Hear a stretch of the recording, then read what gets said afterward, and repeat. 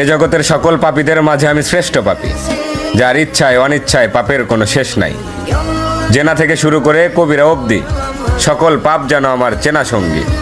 তাই আমিও যদি কিছু চাই, তাহলে কি আমাকেও দেওয়া হবে তোমার অনুগত বান্দাদের ন্যায়? কেননা আমি শুনেছি তুমি রহমান, তুমি রহিম, তুমি এমন এক আল্লাহ যার কাছে চাওয়ার মতো চাইলে নাকি ফিরিয়ে দিতে লজ্জা পাও বান্দার হাত। তাই এবার আমিও তোমার চরণে উৎসর্গ করে দিলাম আমার শান্তির ঘুমের নিশিরাত। অতঃপর তুমি নাকি এই নিশিরাতেই বলো, বান্দা কার কি লাগবে চেয়ে নাও। আর এবার আমি তোমায় বলছি মালিক, তুমি আমায় দুঃখ দাও। সুখে থাকলে হয়তো তোমায় ভুলে যেতে পারি, হতে পারি কারো কৃত দাস, কারণ আমি আদম সন্তান, পাপ করা আমাদের পুরনো অভ্যাস। অতঃপর ইয়া রহমান, সব ভুলের ক্ষমাস্বরূপ হয়তো মরিয়ম ইবনে ঈসার মতো আমাকে উঠিয়ে নাও, নয়তো ওমর ইবনে খাত্তাবের মতো খাঁটি হেদায়েত দিয়ে দাও।